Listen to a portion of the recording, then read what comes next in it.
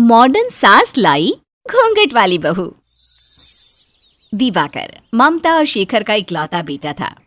वे लोग शहर में रहते थे, इसलिए शेखर चाहता था कि वो अपनी बेटी की शादी शहर में करवाए। तो वहीं दूसरी ओर ममता अपने बेटे की शादी गांव की एक लड़की से करवाना चाहती थी, ताकि वो हमेशा अपनी बहू पर अपनी चला सके। ममता, ये तुम्हारी कैसी जिद है? हम लोग शहर में रहते हैं और तुम खुद इतनी मॉडर्न हो, और इतनी मॉडर्न होकर अपने बेटे के लिए गांव की लड़की लेकर आना चाहती हो, वो भी ऐसी लड़की जो घूंघट में रहे। अगर मैं अपने जैसी मॉडल बहू ले आई तो मेरी बहू मुझ पर ही हुक्म चलाने लगेगी, और मैं नहीं चाहती कि मेरे घर में किसी और की चले, समझे आप? तुम चाहती क्या हो ममता, और क्या बोल रही हो? मुझे तो कुछ समझ में नहीं आ रहा। आपको कुछ समझ में आएगा भी नहीं, इसलिए आप चुप रहिए और मुझे मेरा काम करने दीजिए। करो तुम्हें जो करना है, शुरू से तो तुम अपनी ही चलाती आई हो। इस तरह से ममता अपने पति को चुप करवा देती है और अपने बेटे की शादी गांव की लड़की पूजा से करवा देती है। बहू, अब से ये तुम्हारा ससुराल है। तुम जानती हो ना ससुराल में बहू कैसे रहती है। जी माँ जी, मैं सब जानती हूँ।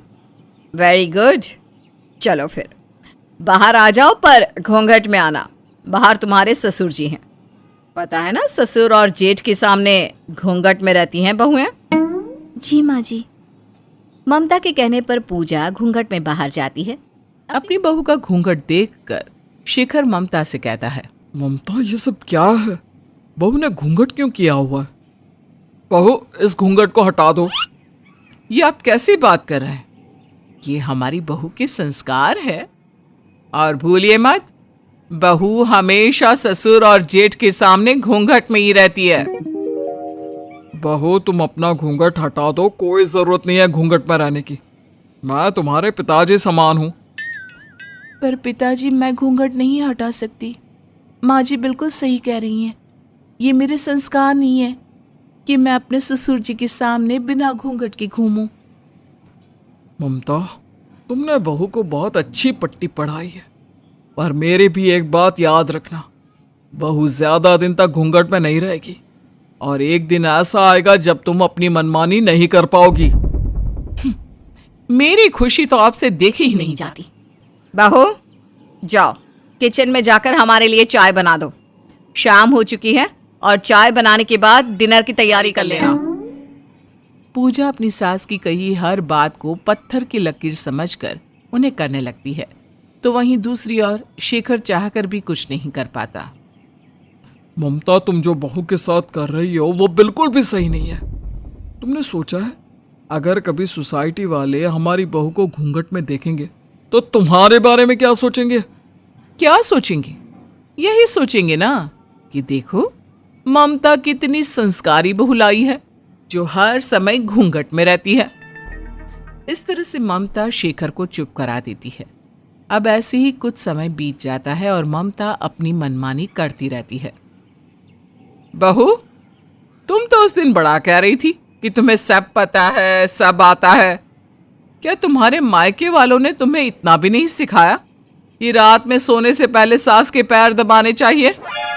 अब समझाया था माँ जी, गलती हो गई। गलती हो गई तो अब अपनी गलती को सुधार लो। मेरे पैरों में बहुत दर्द हो रहा है, आकर मेरे पैर दबा दो। इस तरह से ममता अपनी बहू को कठपुतली की तरह नचाने लगती है। अब पूजा भी अपनी सास की चालाकियों को समझने लगी थी। ऐसे ही कुछ दिन बीत जाते हैं, और एक दिन जब ममता बाहर गई होती है तो शेखर अपनी बहू से कहता है, पूजा बहू, तुम अपनी सास के इशारों पर चलकर उसके घमंड को 7वें आसमान पर चढ़ा रही हो। तुम्हें नहीं लगता कि तुम्हारी सास तुम्हारे साथ ज्यादती कर रही है?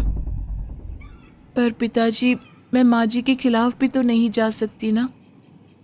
बहू, जब घी सीधी उंगली से ना निकले तो उंगली टेढ़ी करनी पड़ती है, और तुम्हारी सास प्यार से मानने वालों में से नहीं है। खुद तो वो मॉडर्न बनी रहती है और बहू को घूंघट पर रखती है। अपना घूंघट हटाकर अपनी सास को दिखा दो कि तुम उसकी कठपुतली नहीं हो। इस तरह से शेखर पूजा को काफी देर तक समझाता है। अब पूजा को अपने ससुर की बातें समझ में आ जाती हैं, और वो फैसला लेती है कि अब वो अपनी सास को सुधार कर रहेगी। पिताजी, मैं आपकी बात समझ गई। आप बिल्कुल सही कह रहे हैं, पर मुझे समझ में नहीं आ रहा कि मैं माँ जी के खिलाफ कैसे जाऊं, कैसे सुधारूं उन्हें। बहू, सबसे पहले तो तुम अपना घूंघट हटा दो और अपनी सास को जवाब देना सीख जाओ, और जैसी तुम्हारी सास है वैसे ही बन जाओ, तभी ही सुधरेगी तुम्हारी सास। वो सब तो ठीक है पिताजी, पर मुझे डर लग रहा है कि अगर मैं माँ जी के खिलाफ गई तो। डरते क्यों हो? मैं हूं ना तुम्हारे साथ। इस तरह से शेखर अपनी बहू का साथ देता है। अब कुछ दिनों बाद पूजा बिना घूंघट के घर में घूमती है और धीरे धीरे बिना अपनी सास से पूछे घर से बाहर जाने लगती है। ये देखकर ममता को बहुत गुस्सा आता है। बहू रानी, अभी तुम्हारी शादी को 6 महीने भी नहीं हुए और तुमने अपने असली रंग दिखाने शुरू कर दिए। बहुत पंख निकल गए हैं तुम्हारे। सही कहा माँ जी। वो कहते हैं ना, जैसा देश वैसा भेष। देखिए ना, यहाँ कोई घूंघट में नहीं रहता।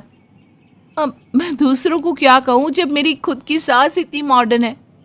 जब सास इतनी मॉडर्न है तो बहू देहाती कैसे रह सकती है। इतना बोलकर पूजा हंसती हुई वहां से चली जाती है।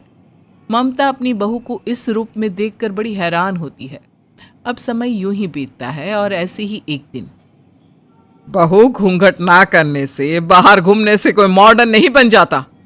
और वैसे भी बहू चाहे कितनी ही मॉडर्न क्यों ना हो जाए, उससे अपनी सास की सेवा करनी ही पड़ती है। माँ जी, बहू सास की सेवा तब करती है जब सास को सेवा की जरूरत होती है। पर आप तो मुझसे भी ज्यादा जवान दिखती हो, भला आपको कैसे सेवा की जरूरत। पूजा का बदलता रूप देखकर ममता हैरान हो जाती है। उसे समझ में नहीं आता कि अब वो क्या करे कि फिर से पूजा को अपने बस में कर सके। समय यूं ही बीतता जाता है और ममता का जोर पूजा पर से हट जाता है। अब चाहकर भी ममता पूजा को अपने इशारों पर नहीं नचा पाती और खुद उसकी मोहताज हो जाती है।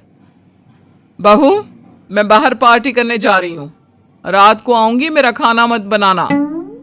माँ जी, अब आपकी उम्र हो गई है, आपको ये पार्टी करना शोभा नहीं देता। आप जाकर आराम से बैठ जाइए। अगर इस उम्र में कोई हड्डी टूट गई ना तो जोड़ पाना मुश्किल हो जाएगा। तुम कहना क्या चाहती हो?